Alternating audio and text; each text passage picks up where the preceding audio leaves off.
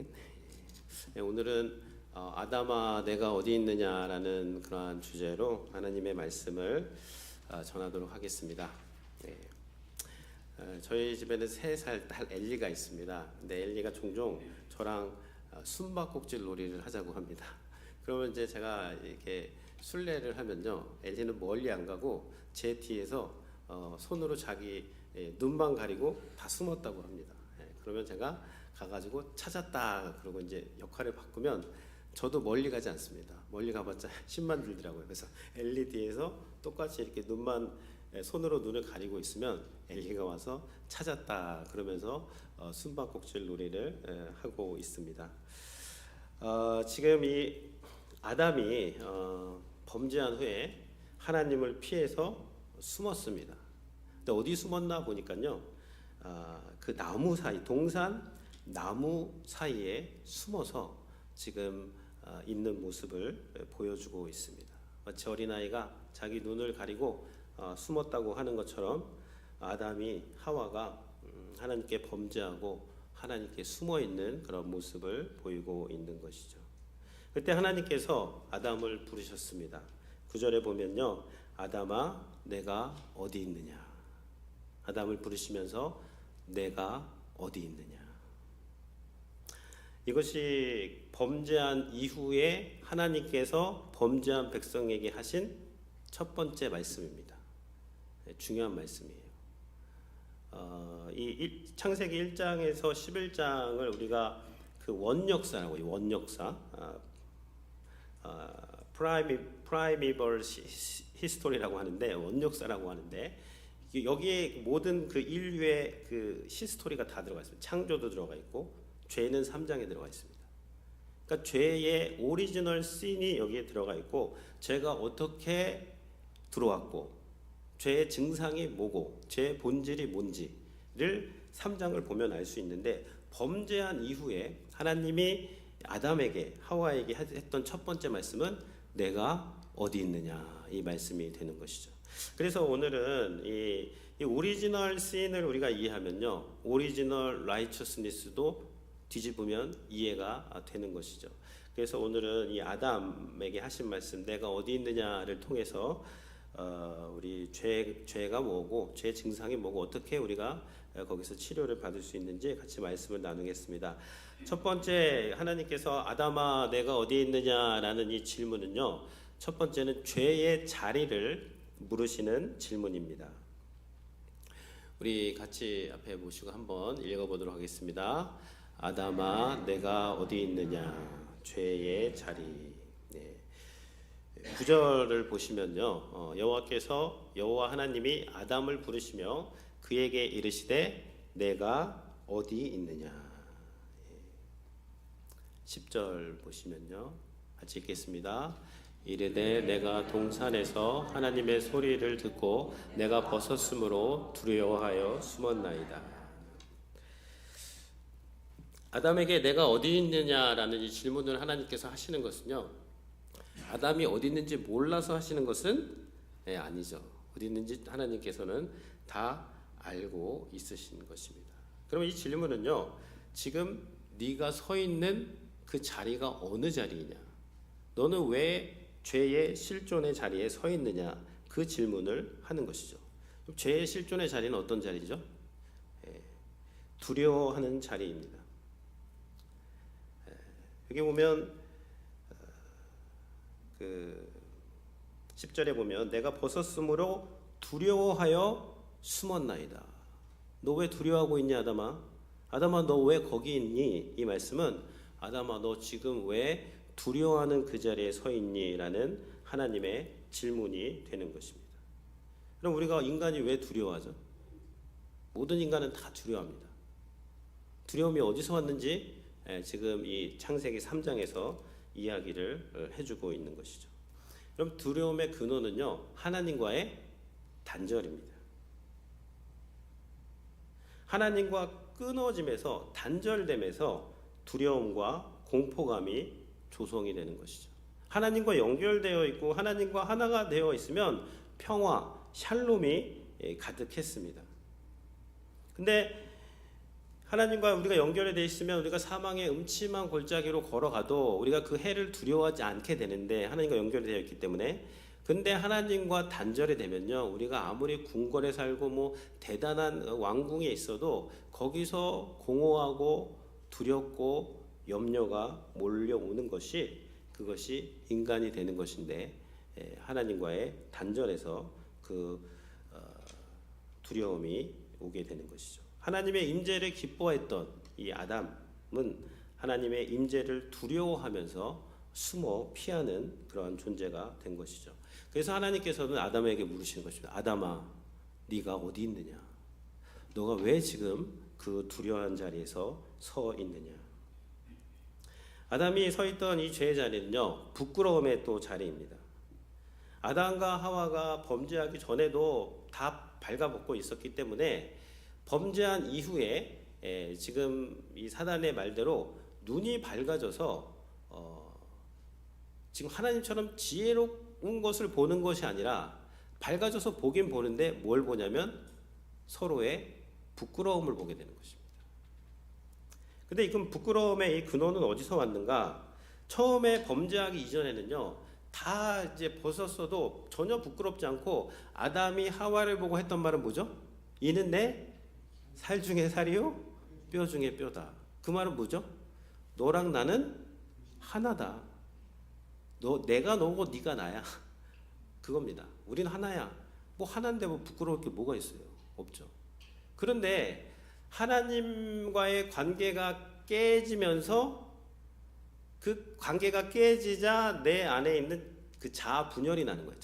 이 자아, 원래 이 사랑에 충만한 자아, 또 하나님께서 주신 사랑과 또 은혜와 그런 자존감으로 충만한 그 자아가 분열이 되면서 내가 나를 부끄러워하게 되고, 그 부끄러움이 내가 너를 부끄러워하게 되면서 서로 안 보이던 게 보이게 되는데, 그것은 서로의 장점을 보는 것이 아니라 서로의 부끄러움을 보면서 부끄러워하고 있는데, 이것이 하나님과의 단절에서 시작이 된 것입니다.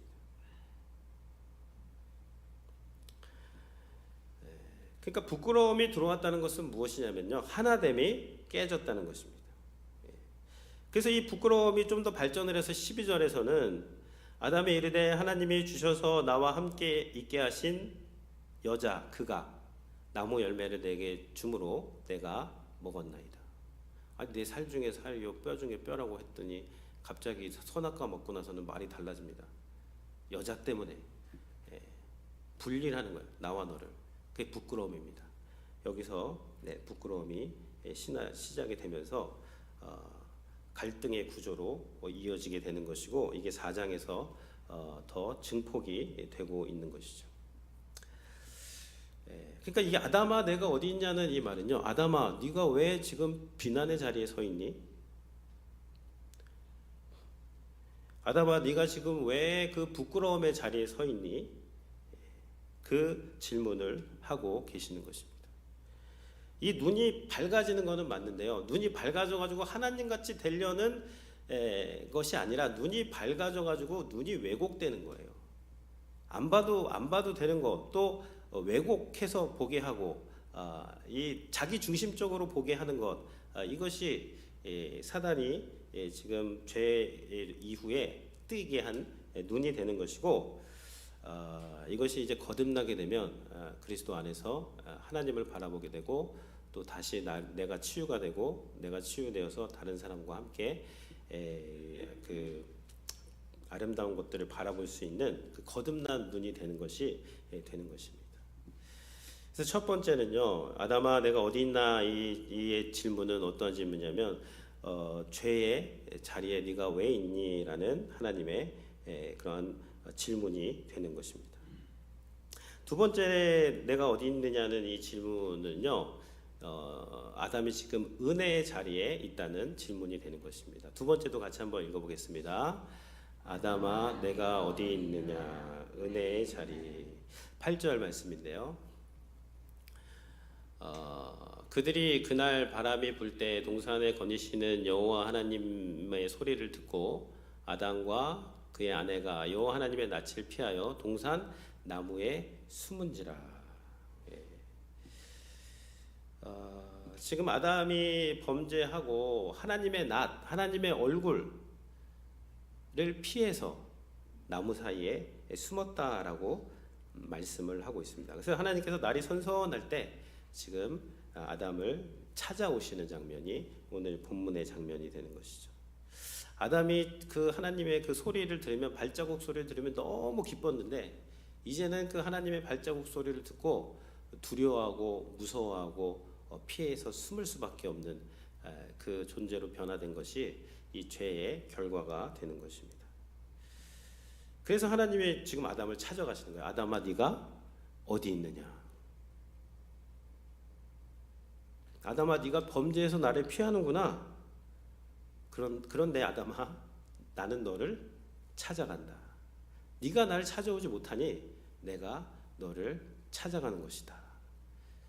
그래서 하나님께서 이 아담아 내가 어디 있냐는 이 일성은요, 하나님께서 그 아담을 찾아가시고 잃어버린 아담을 찾아가시는 하나님의 은혜로운 음성이 되는 것입니다. 여러분, 하나님이 우리에게 오시지 않으면요, 우리는 고아가 될 수밖에 없습니다. 우리는요, 본성상 하나님 앞으로 못 가요. 두려움과 부끄러움과 하나님을 피하기만 하지 하나님 앞으로 나아갈 수 없는 존재가 되는 것이죠. 그런데 어떻게 우리가 이렇게 하나님을 예배하고 있는가? 하나님이 먼저 우리에게 찾아오셨기 때문입니다. 아담아, 내가 어디 있느냐? 그러니까 하나님께서 아담을 부르시는 것은요, 하나님은 찾아오시는, 잃어버린 자를 찾는 그러한 하나님이시다라는 것입니다. 죄는 무엇이냐면요, 죄는 우리가 하나님 자리에 앉는 것, 그것이 죄가 되는 것이고요. 구원은 무엇이냐면 하나님께서 죄인의 자리로 내려오는 것이 구원이 되는 것입니다. 예수님께서 누가복음 19장 10절에서 인자가 온 것은 잃어버린 자를 찾아 구원하려 함이니라. 삭개오가 예수님을 찾아간 게 아닙니다. 삭개오가 나무 위에 있을 때 예수님이 삭개오에게 찾아오셨어요. 삭개오의 눈을 보고 삭개오 내려와라. 내가 오늘 너의 집에 유하여야겠다. 예수님이 삭개오를 찾아갔을 때 구원이 시작이 된 것이죠. 그러니까 이 하나님이 잃어버린 자를 찾아가셨다. 이것이 복음이 되는 것입니다. 먼저 찾아오시는 하나님의 은혜가 되는 것이죠. 누가복음 15장에도요, 이 잃어버린 비유가 나옵니다. 여기서 이제 양의 비유가 있고 이제 두 아들 탕자 비유도 있는데요. 15장 4절 말씀 한번 읽겠습니다. 너희 중에 어떤 사람이 양 100마리가 있는데 그중 하나를 잃으면 99마리를 들에 두고 그 잃은 것을 찾아내기까지 찾아내지. 예수님께서는 한 마리의 잃어버린 양을 찾으신다는 것인데, 우리 여기서의 한 마리의 잊어버린 양은 누굴까요? 납니다. 나. 우리 성도님들이 99마리의 양으로 착각하시면 안 돼요. 그 양들은 천국에 있고요. 그 잃어버린 양은 납니다. 그러니까 예수님이 지금 나를 찾아오시겠다는 거예요. 예수님은 그 잃어버린 양을 찾아가시고 그 어디까지, 그 땅끝까지 추적을 해서 네가 지금 어디 있느냐? 내가 너와 함께 대화하기 원한다. 내가 너를 구원하기 원한다라는 이 예수님의 음성이 아담아 내가 어디 있느냐라는 이 음성이 되는 것이죠. 그러니까 그 양이 목자를 잃어버렸을 때는요, 양은 목자를 찾을 수가 없습니다. 그러면 목자가 양을 찾아가야 되는 것이죠. 로마서 5장 8절에 보면 우리가 아직도 죄인 되었을 때에 그리스도께서 우리를 위하여 죽으심으로, 우리가 아직 죄인입니다. 우리는 우리의 어떠한 행함이라든지 우리의 존재로 봐서는 이게 안 되는 거예요. 아직도 죄인일 때 그리스도께서 우리를 위해서 죽으심으로 하나님께서 우리에게 대한 자기의 사랑을 확증하신 것이 아담아 내가 어디에 있느냐라는 이 하나님의 말씀에 담겨져 있는 것입니다. 세 번째, 이 아담아 너는 어디 있느냐는요, 회복의 자리입니다. 회복의 자리. 같이 한번 읽어보도록 하겠습니다. 아담아 내가 어디 있느냐, 회복의 자리. 7절에 보면요. 7절 같이 한번 읽겠습니다. 이에 그들의 눈이 밝아져 자기들이 벗은 줄을 알고 무화과 나무 잎을 엮어 치마로 삼았더라. 지금 이것도 참 중요해요. 그 범죄한 인간이 범죄하고 최초로 했던 행동은 무엇이냐? 무화과 나무 잎을 엮어서 그 부끄러움을 수치를 가린 것입니다. 이것이 죄 지은 인간이 하는 그러한 반복적인 행태가 되는 것이죠. 죄를 가리려고 이제 뭘 쓰냐면 나뭇잎, 무화과 나뭇잎을 가린다는 것이죠. 근데 이 나뭇잎은요, 가려봤자 이게 며칠 지나면 다 시들어 버리고 다 푸석푸석해지고 안 되는 거예요. 그러니까 이것은 임시적이고 불완전하게 그 자기의 수치를 가리려는 그 인간의 모습을 보여주고 있는 것이죠. 여러분, 인간이 우리들이 왜 그렇게 막 성공하려고 그러죠? 길을 쓰고 왜 이렇게 성공하려고 그러죠? 뭔가 내 부끄러움을 좀 가려보겠다는 거예요. 성공으로. 성공의 무화과 나무로 이걸 좀 내가 성공 좀 하면 내가 덜 부끄럽겠지. 내 부끄러움을 가리기 위해서 뭐 어떤 사람들은 명예를 추구를 하고요. 어떤 사람들은 지식으로, 뭐 성취로, 어떤 사람들은 자식으로, 어떤 사람들은 자기 나름대로의 자기의 부끄러움을 가리고자 열심히 무화과 나뭇잎을 엮어서 그것으로 가리려고 하지만 안 가려지는 것이, 그걸로는 되지가 않는 것이, 그것이 이 죄의 근본적인 문제가 되는 것입니다. 심지어 어떤 사람들은요, 교회 봉사에 무화과 나뭇잎을 엮어서 그걸로 부끄러움을 가리려고 하지만 그것으로도 되지가 않는 것이 이 나뭇잎으로 죄의 부끄러움을 가리려는 시도가 되는 것입니다. 그래서 이 3장 21절에 보면 하나님께서 뭔가 인간과는 다른 조금 차원이 높은 힌트를 주시는 거예요. 하나님이 어떻게 회복시키는가, 이 3장 21절에 있는데 같이 한번 읽겠습니다. 여호와 하나님이 아담과 그의 아내를 위하여 가죽옷을 지어 입히시니라. 가죽옷은 한 얼마나 갈까요? 몇 달에서 뭐 몇 년도 갈 수 있을 것 같아요. 그리고 가죽옷을 입히려면 어떻게 해야죠? 일단 희생해야죠. 그냥은 안 됩니다. 동물이 죽어 나가야지만 그 가죽을 벗겨서 옷을 입혀 주는 것인데, 하나님께서 지금 이 구약에서 신약의 회복의 뭔가의 힌트를 보여주는 것이 이 가죽옷을 이 아담과 범죄한 아담과 하에게 입혀주시는 이 은혜로운 하나님의 모습을 보여주고 있는 것이죠. 예수님께서 이 이제 부끄러움의 문제, 두려움의 문제를 해결하기 위해서 직접 나무 위로 올라가신 것입니다. 첫 번째 아담은 그 나무에서 실패하고 나무 사이에 숨었지만, 두 번째 아담 예수 그리스도께서는 십자가 나무 위로 올라가셔서 온전하게 순종을 하시고 그 나무 위에서 다 발견받겨지신 거예요. 수치를 당하신 것입니다. 예수님이 왜 다 발가벗겨져서 십자가에서 수치와 모욕을 당하시는가? 아담의 그 수치와 모욕을 주님께서 다 당해내심으로 우리에게 의와 명예를 입혀주시기 위해서 주님께서 그렇게 하신 것이죠. 그러니까 우리가 이 부끄러움과 죄의 문제를 해결하기 위해서는 다른 옷으로는 안 됩니다. 오직 예수 그리스도로 옷 입어야지만 우리가 이 두려움과 부끄러움과 이 그 죄에 파상된 모든 그런 문제들을 치료할 수가 있게 되는 것이죠. 그리스도로 옷 입는다는 것은 무엇일까요? 그리스도로 옷 입는다는 것은요, 다시 선악과로 돌아가면요, 선악과로 돌아가서 말씀을 드리면, 선악과는 무엇입니까? 선악과는요, 내 삶에서 다 이해할 수 없는 그것입니다. 아니, 이거 왜 만드셔가지고, 도대체 선악과를 왜 만드셔가지고 이걸 먹지 말라고 하셨는지 뭐 다 설명이 안 돼요. 그게 바로 선악과입니다. 그러니까 내 이성과 내 논리를 초월하는 하나님의 명령이 선악과가 되는 거예요. 근데 선악과를 따먹는다는 것은 무엇이냐면요, 나는 내 이성이 동의하고 내가 이해될 때만 순종하겠다는 것은요, 하나님을 내 수준으로 끌어내리는 그러한 이 선악과를 먹게 되는 것입니다. 그래서 우리가 선악과를 우리가 먹지 않고 지킨다는 것은 내가 다 이해가 되지 않아도 하나님의 말씀이, 그러나 하나님이 말씀하셨고 내가 하나님을 신뢰하고 하나님이 좋으신 하나님이라는 것을 내가 믿기 때문에 주님 제가 다 이해는 가진 않지만 그러나 이것을 지키겠습니다 라는 것이 그 예수님이 보여주신 그 회복의 순종이 되는 것입니다. 제가 지난 7월에 이제 그 한국에 있는 장병들 침례식을 위해서 한국에 갔다가요 양화진에 갔습니다. 양화진 선교사 무료역에 갔는데 여기에 보니까 376기 15국의 출신의 그런 그 선교사의 묘비들이 있었습니다. 근데 여기를 이제 안내하시는 분하고 같이 이제 도는데요.